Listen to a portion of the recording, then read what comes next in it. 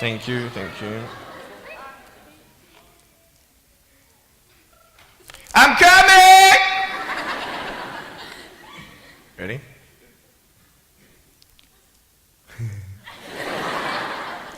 Hey, is that cool? Awesome. I want to talk about like when I started, going to school and stuff, a lot of people put me down, you know what I mean? Like people tease each other. I mean, people come up and say, hey, you're fat, you're fat, you're fat, you're fat, you're fat, you're fat, you're fat, you like, lose some weight, and you're like, you go home and you look at yourself in the mirror and go, I'm fat, right? And so many people tease each other. Oh, you're too short, you're too tall, you look whatever. Different hair and all that. It doesn't matter. See, the thing is, when you're in school, when you're growing up in life, it actually sort of matters to people how you look. And then it matters to you because it matters to others. Why? Why does it matter how you look? Because if they don't like you, then who will? If they don't accept you, then who will? And the fear that we have is that we're going to be alone. That we're not good enough. And we have to change ourselves. And so many people put me down and say, Nick, you look too weird and no one's really your friend and you can't do this and you can't do that. And I couldn't change anything. It's not like just fixing my hair one day and everything's fine. It's not like, just whatever. I couldn't change my circumstance. I couldn't just one day wake up and say, hey, give me arms and legs. I need arms and legs. You know what I mean? Like, I went to a bodybuilder, and said, can you make me some arms and legs? No joking. Bodybuilder, you get it? Right? So this is the thing. I go up to people, can you give me a hand? Just joking. But it was so hard because people put me down. And I started believing that I was not good enough. I started believing that I was a failure. That I'd never ever be somebody who people would like or people would accept. And it was so hard, man. I thought to myself, I can't go on the soccer field like everybody else, and I can't ride my bike, and I can't skateboard, and all these sort of things. And I started getting depressed. I thought, what kind of purpose do I have to live? I mean, are you just here to live to die? I mean, is there not a purpose for me? Is there not a purpose in life? And I had questions and no answers. And I asked my mum and dad, why did this happen? I asked doctors, why did this happen? And they don't know. There are some things in life that are out of your control that you can't change and you got to live with. The choice that we have, though, is either to give up or keep on going. I want to ask you, what are you going to believe? Are you going to believe in yourself? Are you going to believe everybody else's judgment on you? Are you going to believe people when they say that you're a failure? When no one really likes you, no one really cares about you. And it's not really to say that, hey, you need someone to come up and say, hey, really, I like you, I care about you. No, it's not that, but it's the fact that people put you down. People don't even look you in the eye. People ask you how you are, and you say fine, but you're not fine, and they'll never know that. I tell you, life is interesting. Life's a journey. See this phone here? Let's say that I want to go to the phone, right? And I start from over here. Now, to get to the phone, it's not like I'm going to start meditating and going hum, right? And float across the air, right? It's not going to work. It's not like I'm going to go hum and woo, it's not going to work. So I have to take one step at a time, one step at a time, one step at a time. You can only take one step at a time. I don't care how big your step is, it's only one step at a time. You can't do 2 steps in one. You understand? So it's like one step at a time. And you take steps in this direction, you take steps in that direction. You sort of get lost along the way, and sometimes you fall down. Now, to illustrate my point, I'm going to jump off the table, do a back twist, and land on the floor. Okay? Is that cool? Are you ready? Oh, there's a clock there? Okay, can you move the clock for a second, please? Beautiful, beautiful. All right. You ready? So, are you guys ready? Just let me know when you're ready. Are you ready? Okay, ready? 1, 2. I'm joking, man. Are you serious? Just put the clock back there. If I did that, I'll break my arm or something. You know what I mean? But honestly, along the way, you might fall down like this. Ready? Right? Hello! Right. So what do you do when you fall down?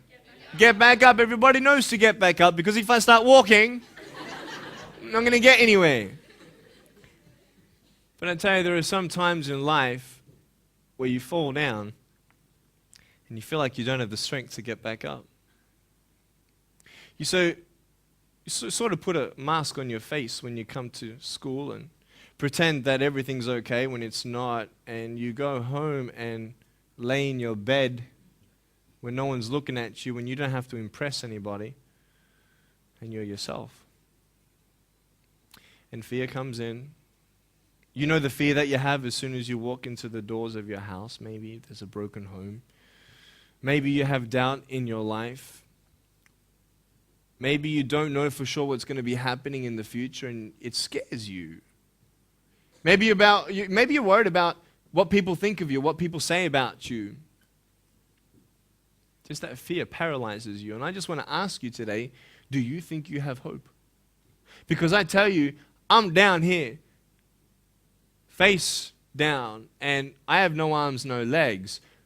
It should be impossible for me to get back up. I mean, you go home and tie the legs and arms of your brothers and sisters and like push them down and see how long it's going to take them to get back up. You know what I mean? You know, you can tell them that you'll see them tomorrow. You know what I mean? But this is the thing. It should be impossible for me to get back up, but it's not. You see, I will try 100 times to get up, and if I fail 100 times, if I fail and I give up, do you think that I'm ever going to get up? No. But if I fail, I try again and again and again. For as long as I try, there's always that chance of getting up. Does that make sense?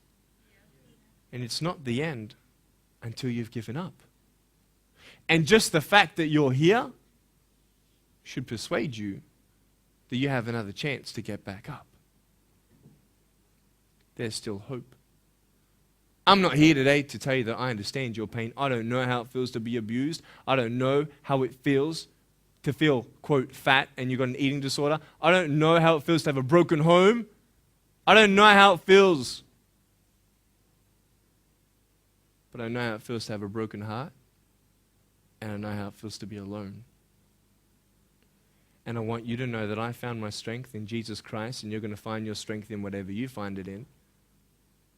But I just want you to know that it's not the end. It matters how you're going to finish. Are you going to finish strong? And you will find that strength to get back up like this.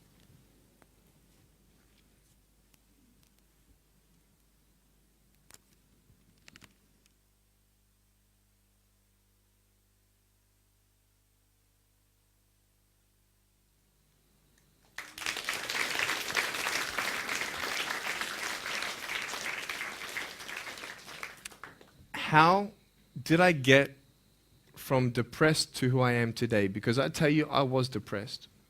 When I was age 8, I used to concentrate on the things I didn't have. I wish I had arms and legs, and I wish I could do this, but what can I do? You see, I have a choice, and that's what I want to talk about today, choices. I can either be angry for not having arms and legs or be thankful for my chicken drumstick. And you see, I can still do a lot of things. At home, I can brush my teeth, comb my hair, get myself ready in the morning. And I'm traveling around the world. It's amazing. But I had to ask myself a couple questions. And the first question was really, who am I? Who am I? I'm Nick Vujicic, but who is that? And it's funny how the friends around you sort of determine who you are. You change yourself. You come to school. And everybody swore around me at high school, so I started swearing. Why? Because it's the cool thing to do. Everybody swears. So I don't want to be left out. And I want to be accepted, so I started swearing. You go to a party, everybody's drinking, so you drink. Why? Well, everybody else around me is doing a big deal. And you start losing yourself, and you start putting your security in temporary things. You start putting your happiness in things that won't last. You can get drunk all you like, but in the morning, you're going to be sober with a headache with the same problems. You want to be high the rest of your life on drugs? Everybody says, don't do drugs, don't do drugs. Well, why? Why do we even go there? It's either out of curiosity, peer pressure, or trying to escape reality. Basically, three things. That's